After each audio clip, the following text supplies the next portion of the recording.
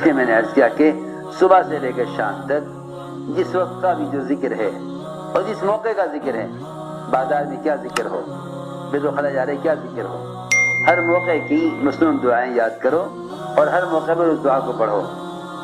صبح اور شام کے اذکار بیان کرتے ہیں بنو ہاشم کے ایک آزاد کردہ غلام، ان کی والدہ نے ان سے بیان کیا کہ ان کی والدہ حضور اکرم صلی اللہ علیہ وسلم کی صاحبزادیوں میں سے کسی صاحبزادی کی خدمت کیا کرتی تھی، تو انہوں نے اپنی خادمہ سے بیان کیا، کیونکہ پہلے زمانے میں خدمت دینے والوں کو علم دیا جاتا تھا، خدمت کرنے والوں کو علم سکھلایا جاتا تھا، تو آپ کی صاحبزادی نے اپنے خادمہ کو بتلایا کہ حضور اکرم صلی اللہ علیہ وسلم اپنی بیٹی کو سکھلایا کرتے تھے، اے میری بیٹیا صبح کو کہا کر سبحان اللہ وبحمدہ ولا قوت الا باللہ ما شاء اللہ کان وما لم یشاء لم یکن اعلم ان اللہ علی کل شیء قدیر وان اللہ قد احاط بکل شیء علما۔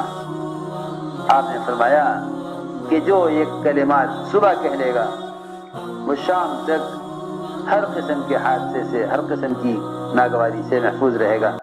جو ان کلمات کو شام کو کہہ لے گا وہ صبح تک محفوظ کر دیا جائے گا۔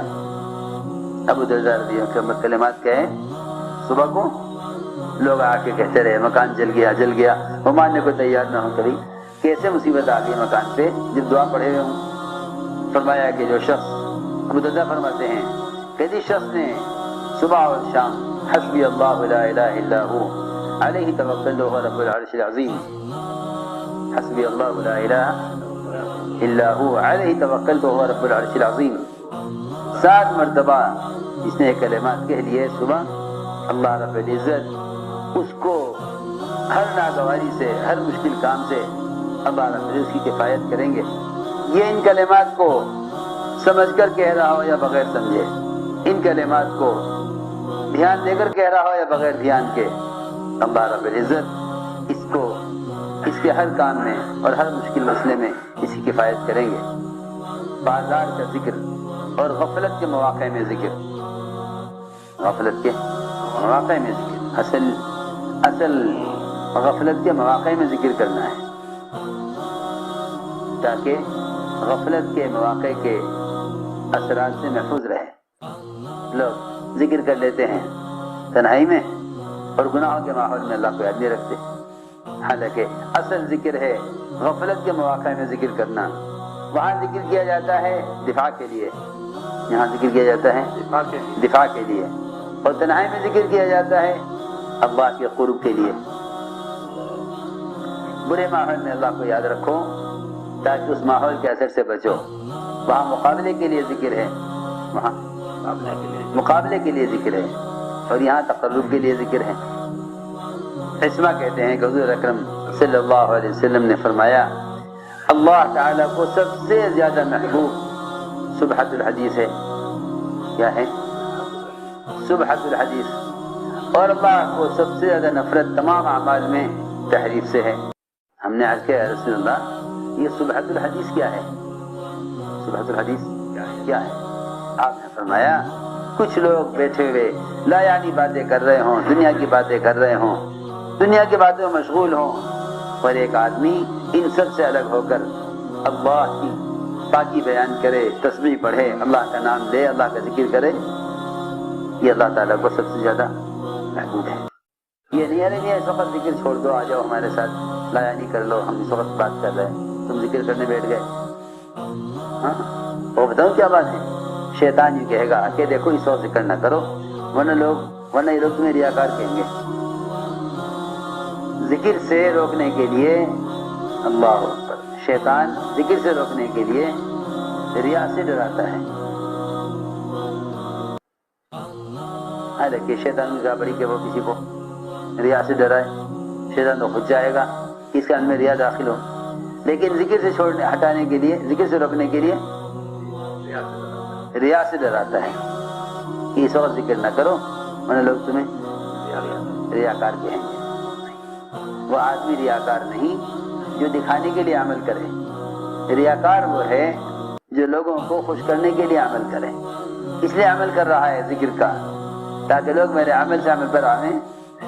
یہ تو عین دعوت ہے، اس لیے عمل کرو کہ لوگ تمہارے عمل سے عمل پر آئیں. عین دعوت. ہم نے عرض کیا کہ یا رسول اللہ یہ صبحۃ الحدیث کیا ہے؟ فرمایا کہ لوگ بیٹھے دنیا کی باتیں کر رہے ہوں اور ایک آدمی کہے کہ میں تو الگ ہو کر اللہ کی تسبیح بیان کروں گا. ہم نے عرض کیا یا رسول اللہ تحریف کیا ہے؟ تحریف کیا ہے؟ فرمایا تحریف یہ ہے کہ کچھ لوگ ہیں جو اچھے حال میں ہیں، ٹھیک ٹھاک ہیں، دنیا میں اچھا گزارا کر رہے ہیں.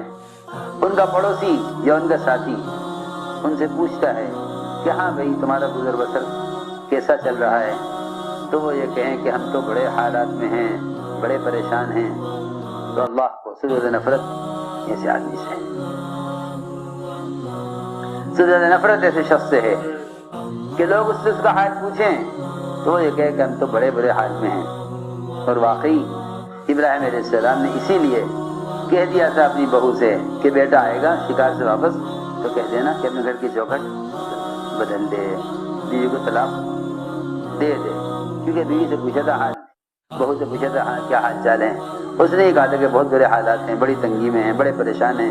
تو میں چلو وہ اسماعیل آئے گا اس سے کہہ دینا کہ تمہارا باپ کہہ گیا ہے گھر کی چوکھٹ بدل دو.